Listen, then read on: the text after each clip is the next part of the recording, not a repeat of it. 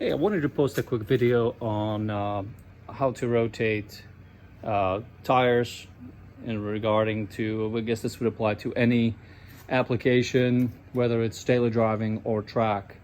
In this case, we're looking at a set of RE71R Bridgestones that I ran one weekend at the pit race a couple months back.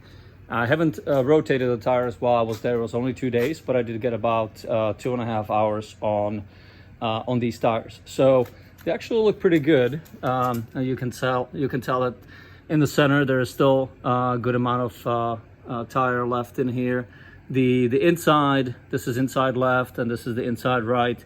They have been pretty much untouched. This is I would say 99% of the rubber is still left in here.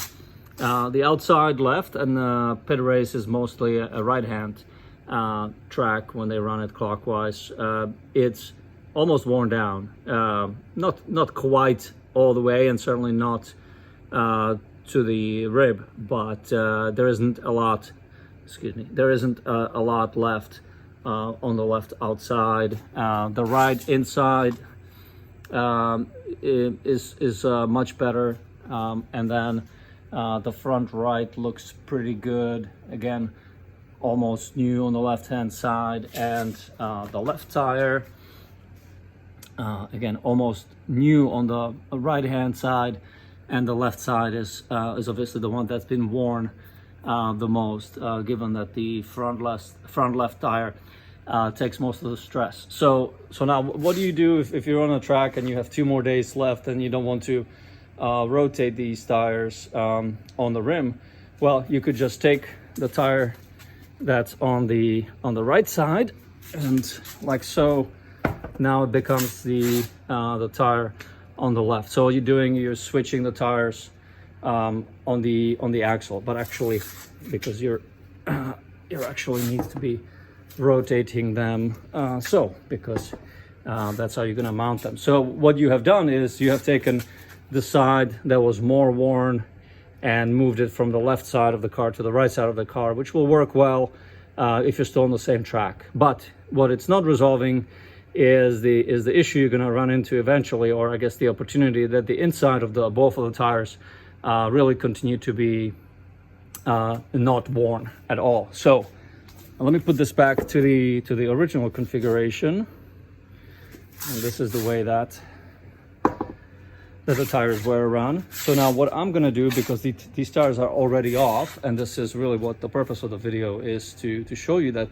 if you have access to a shop, whether it's on the track or away from the track, and let's say you still have 2 days left at that track, and you don't want to just destroy the outer edge and have an almost new inner part of the tire, what you can do is you can bring it to a tire shop and have them take the tires off and then flip them on the rim.